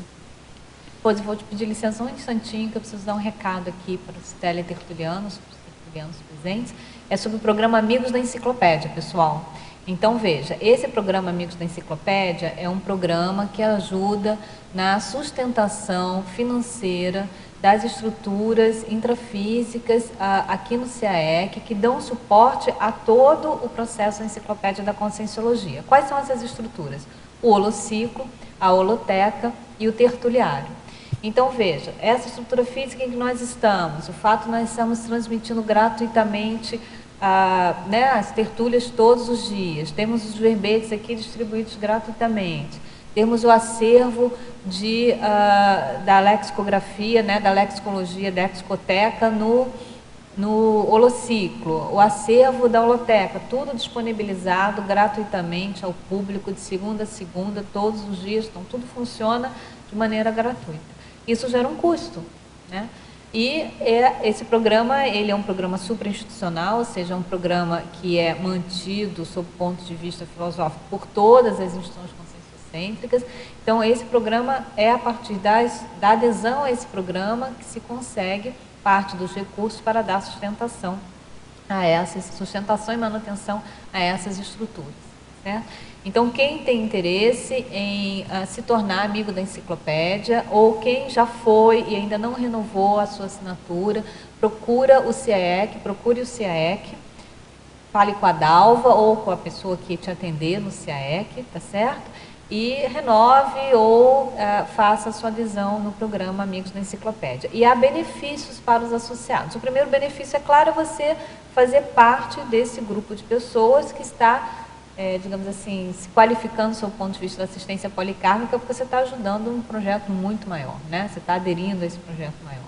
E outros benefícios é que os amigos, aquelas pessoas que são amigas da enciclopédia, têm acesso a ferramentas de pesquisa que são chamadas bibliomática e lexicomática. Então, o que são essas ferramentas de pesquisa? São ferramentas que permitem a pessoa fazer pesquisas de palavras, de temas, em 39 obras da Conscienciologia, inclusive os tratados, principais tratados, né, de autoria do professor Valdo, e também ter acesso a um banco de dados dos verbetes já publicados, é isso? Em que a pessoa pode fazer uma pesquisa, seja pelas sessões, seja pelas palavras. Então, são ferramentas muito interessantes para você qualificar a sua pesquisa, qualificar os seus escritos, qualificar as suas gestações conscienciais, e são exclusivas dos amigos da enciclopédia, tá bom?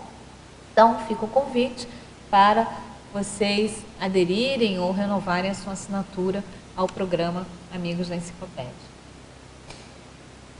Rose, aqui em alguns momentos você fala, por exemplo, na sua fatologia, você fala da simbiose mãe-filha. Deixa eu ver onde é que está, acabei de ler isso aqui. Aqui, ó.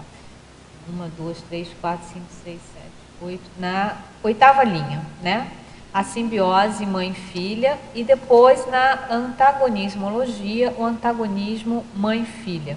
Você pode comentar dessa relação mãe-filha? Você estava até falando, né? A mãe, né? A causa ali, né? Talvez a causa intrafísica, às vezes, de muitas tem repercussões, né, nas filhas. Você pode comentar tanto sobre o antagonismo como também sobre essa simbiose? Uhum. É dois lados de uma mesma moeda no caso da doença, né? A simbiose, ela seria aí uma convivência patológica da inter-relação entre mãe e filha, de um nível de dependência, né, muito grande entre essas duas figuras, né?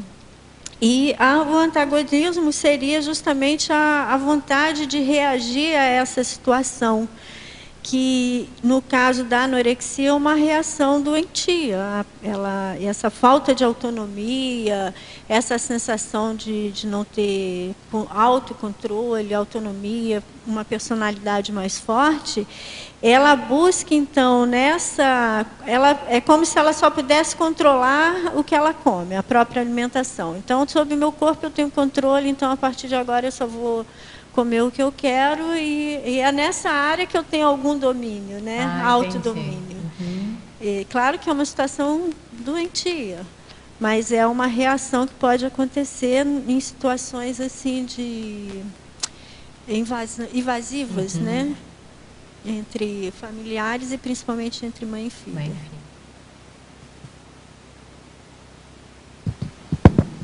Parabéns pelo verbete, muito bom. Eu não sei se você chegou a comentar alguma coisa sobre a sua experiência em relação à visão dessa consciência anoréxica com lidar com a sexualidade dela. Você chegou a comentar?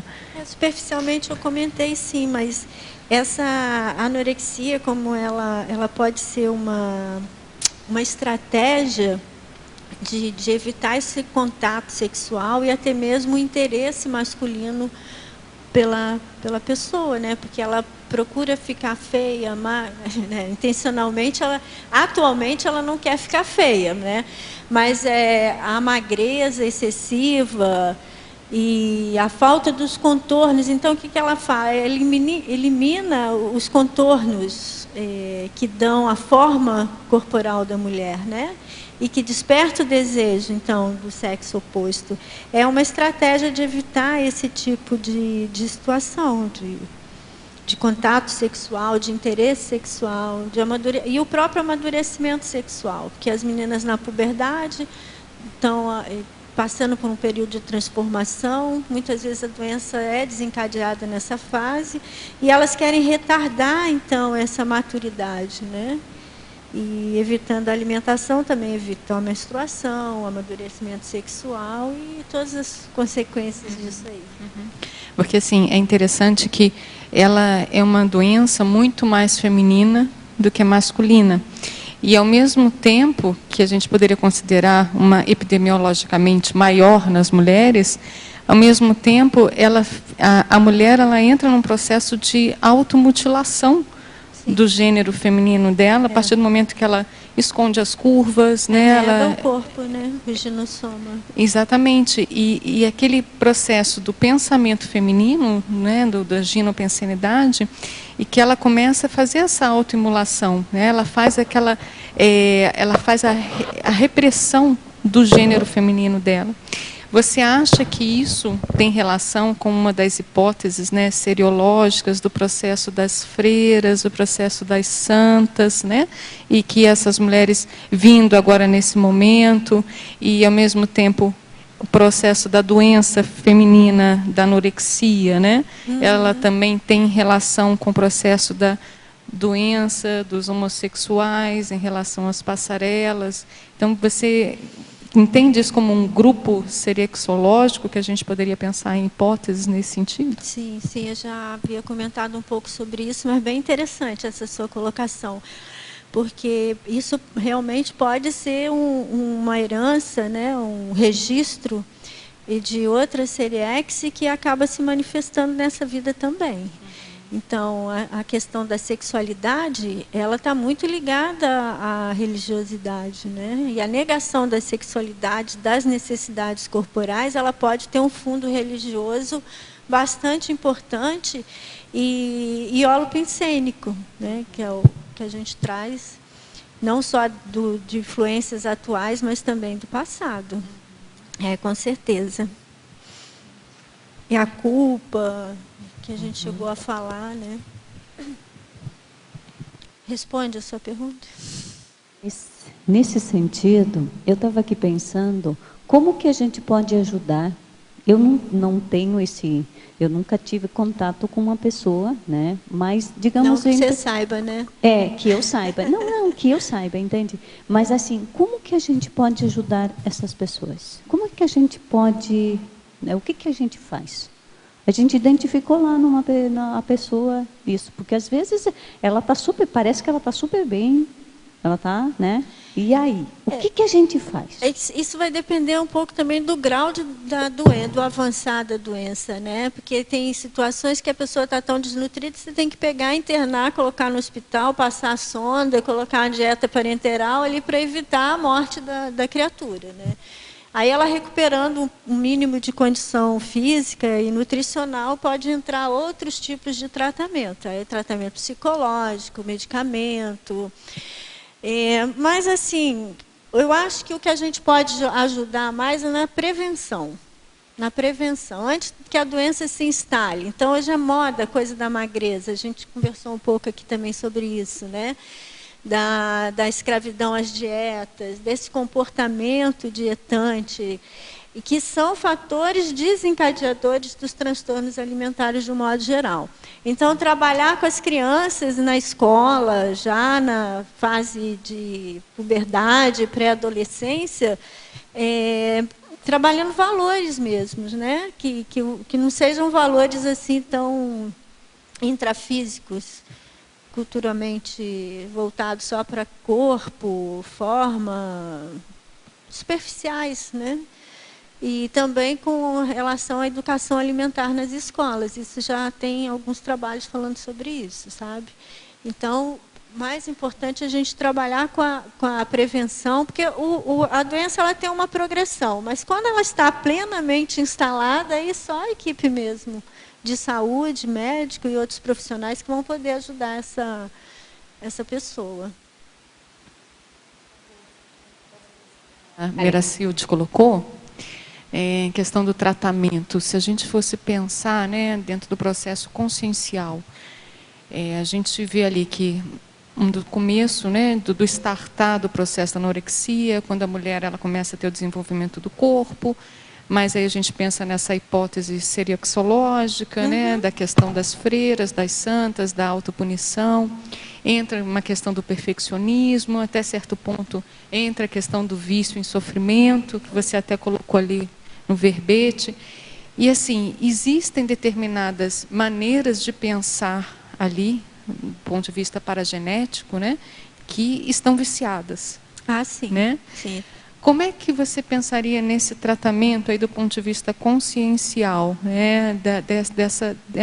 Como é que seria? Porque talvez, assim como hipótese, existe determinada carga paragenética que em determinado contexto aquilo ali seja startado, né? Seja um gatilho e ela começa aquele processo da patologia. Como é que poderia pensar isso do ponto de vista de consciencialidade? Como tratar essa consciência? Higiene consciencial, reestruturação pensênica, enfim, é trabalhar e essa forma de pensar, de pensenizar da consciência. Dentro aqui desse contexto da conscienciologia, a gente pode trabalhar com a própria conscienciometria, fazendo diagnósticos, né, de pensamentos religiosos mais arraigados, enfim, identificando essas distorções cognitivas, trabalhar em cima disso, com certeza. É isso que você tinha pensado? Você acha que... Higiene consciencial, fala. Você acha que numa situação dessa, que parece que está bem vincada no processo psicossomático, paragenético, você acha que isso tem um tipo de tratamento que possa surtir um efeito maior em uma vida? Olha, eu acho que tudo é possível em termos de consciência, né? O que se observa, ou pelo menos a hipótese que se tem, é que ao longo das vidas a cura ela vai se dando paulatinamente. Esses registros nosográficos eles vão sendo dissolvidos, entre aspas, com as vidas sucessivas, né? Com novas experiências que não reforcem esse padrão negativo. Mas a conscienciologia ela propõe o quê? O aceleramento desse processo, né? O andar mais rápido em termos evolutivos. Então, dependendo da consciência, quando a consciência quer, tudo é possível. Eu penso que pode haver uma recuperação total, até mesmo numa vida, mas isso vai depender muito da situação individual daquela consciência, do interesse dela em fazer essa reciclagem, né? Você acha que tem algum contexto de vida que possa auxiliar nesse processo, nessa aceleração? um contexto de vida, olha, eu vejo que o primeiro passo é a pessoa identificar, fazer esse autodiagnóstico desses pensamentos, desse padrão repetitivo. Por exemplo, eu coloquei aqui também sobre religião, porque eu vejo que eu tenho comportamentos religiosos, né, sutis, ainda bem, felizmente, mas que mostram assim, uma relação mesmo com a religião em outras vidas, né? Que a gente a forma de pensar, ela vai sendo depurada, mas ficam resquícios. E a partir da identificação desses pensenes e desses comportamentos é promover as reciclagens necessárias. Agora, o primeiro passo é o diagnóstico, viu? Porque não tem como mudar o que a gente não conhece.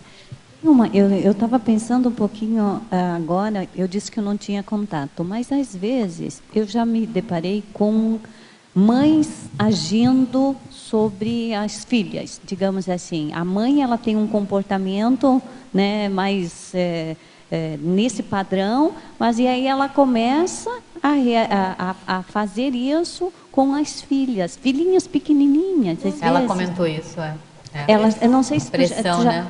Essa pressão, você chegou a comentar, eu não estava aqui. Então, eu fiquei pensando, poxa, toda essa pressão da mãe, como é que isso repercute na filha e a filha, não. Entendeu? Então, essa pressão, a consciência já tem uma predisposição, já tem uma herança, então é todo um contexto que pode acabar desencadeando a doença, né? E tem a ver também com a interprisão grupocármica. Por que essa mãe, por que essa filha, por que esse contexto, qual a história, né, holobiográfica dessa família. Agora, aqui a sua maniologia, essas 3 manias que você menciona aqui na página 11, na maniologia, já é um indício, claro, né, não indica a condição da anorexia, mas já é um indício de algum tipo de distúrbio psicológico relacionado a essa questão alimentar, né? Mania de fazer dieta, né? A mania de não comer, a mania de ser magra, não é isso? Então, se a consciência ali, né, a pessoa, ela já se vê muito envolvida com esses tipos de mania aqui, tem que ficar de olho, né? Tem que ficar de olho. Rose, nossa última pergunta aqui, não sei, pelo menos os teletertulianos, na fatologia, página 9, na última linha. Poderia aprofundar a ausência de locus de controle interno, né? Com relação ao tema do verbete? Então, são pessoas que são controladas externamente, e não por valores pessoais e por interesses próprios. Então, acompanham o que diz a moda, as pressões sociais, as pressões familiares, que ditam o comportamento daquela pessoa, né? Então, ela está sempre querendo agradar o outro, ou está sempre querendo se comportar de uma maneira que seja socialmente aceitável. Claro que nos casos mais extremos, né, de ligar só para aparência, status, forma corporal. Então, essa falta de controle interno. Quem é que controla a minha vida? Eu me comporto a partir de que princípios? São a partir dos meus valores, dos meus princípios, ou pelo que diz a sociedade, ou a família, ou outro componente qualquer? Muito bom. Rose, parabéns pelo verbete, bastante elucidativo e educativo, esclarecedor. Eu não sei, não me recordo se já tem, você que também é voluntária desse sabe, eu não sei se tem algum verbete que fala da condição da obesidade, né? Porque tem. Não sei se com sim obesa, porque eu acho que tem que fazer esse contraponto, porque também é uma superpatologia, né? Agora. E então algo que tem, mas é pouco explorado. Dá para explorar mais esse tema. Dá para explorar mais, né, esse tema, porque eu acho que todas essas questões de distúrbios alimentares e a questão da obesidade é um fato, né, na nossa sociedade. Eu acho que talvez essa sim seja uma doença da modernidade, né, a condição da obesidade. E hoje em dia a população do planeta já ultrapassou o limite de 51% em termos de obesidade, né? Em termos de população geral, né? Então... Meu próximo verbete é fome, ele está um pouco descontextualizado. Então... Mas a obesidade também Mas a fome também tá muito ligada, né, à condição da obesidade, né? A fome. Mas muito bom. Muito interessante esse tema. A gente agradece, te parabeniza e espera aí seus Eu que próximos agradeço a verbetes, oportunidade tá bom? de estar aqui hoje. Muito bom. Gente, a gente agradece a participação de todos vocês aqui presencialmente, a participação e perguntas dos teletertulianos. Fazemos nossos agradecimentos à equipe técnica e vamos aos nossos anúncios finais. Obrigado. As pontuações da tertúlia de hoje são 9 assinaturas no livro de presença, 18 perguntas presenciais e 22 perguntas respondidas online. Hoje teremos 3 recados. O Roberto Laimen com o Fórum de Serexologia, a Meracilde com o Acoplamentarium e o Amin Lascani com a Escola de Parapsiquismo. Boa tarde a todos. Então, reforçando o convite para o Fórum Internacional de Serexologia, que terá início dia 21, agora de abril, e estaremos começando com as atividades do chá inglês. É uma atividade de um campo retrocognitivo, né, retromnemônico, que é justamente para a gente estar fazendo, reforçando essa ideia do experimento retrocognitivo grupal. Então, o tema será Inglaterra, né, século XIX, e todos com traje de época. Então, relembrando que nós já temos menos de metade das vagas, então quem tiver interesse nesse experimento, favor procurar a equipe da Consecutivos. E aí, na sequência, vamos discutir, então, o caso da personalidade consecutiva, de Marie Corelli, que é a Thelma Crespo. Então, a gente vai discutir, né, enquanto hipótese, as características, o confronto. Então, uma série de referenciais que a gente utiliza para reconhecer uma personalidade consecutiva. Então, fica aí o convite de 21 a 28 de abril. Tá? Quem não fez a inscrição pode procurar o pessoal da Consecutivos. Obrigado e até lá. Boa tarde a todos. O meu convite é para o acoplamentário. Se você está interessado em desenvolver o parapsiquismo numa temática que é a África, né, num holopensene voltado para a África, você é convidado a participar agora para os dias 25 a 27. Os epicons que vão estar atuando nesse acoplamentário serão o Tony Muscoff, a Kátia Arakaki e o João Aurélio.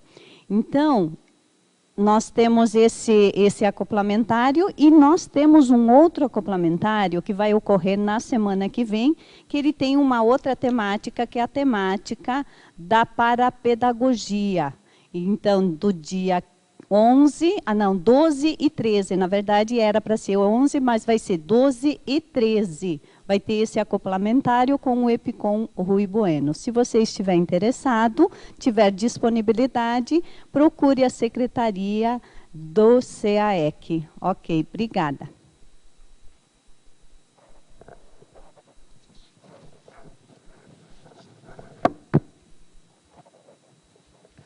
Boa tarde a todos. O nosso convite é para a Escola de Parapsiquismo.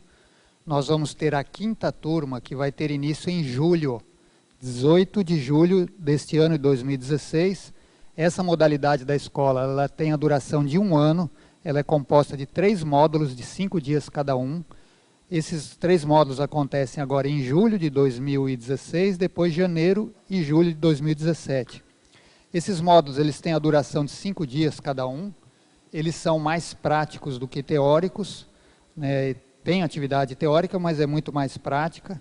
E também existem atividades entre os módulos que os alunos podem fazer da cidade onde estiverem. A metodologia é uma metodologia ativa, uma metodologia inovadora no ensino do parapsiquismo, onde os alunos são protagonistas e se desenvolve o conceito de competência, que é um conceito que foi adaptado da pedagogia para o parapsiquismo. Então, são desenvolvidos ao todo 23 competências ao longo do curso, só para citar algumas delas: atenção dividida, parapsiquismo impressivo, sensibilidade palmar, clarividência, telepatia, acoplamento, assimilação, desassimilação, encapsulamento e outros mais. Existe também a modalidade semanal, que é mais voltada aqui para quem mora em Foz do Iguaçu. São somente 25 vagas e uma turma por ano. Então, quem tiver interesse, é só procurar a recepção do CAEC, o telefone 3525-2652. Obrigado.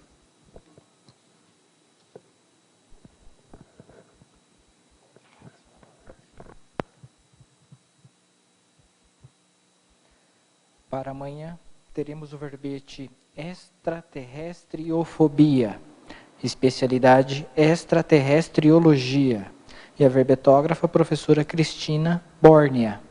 Muito obrigado a todos e uma boa tarde.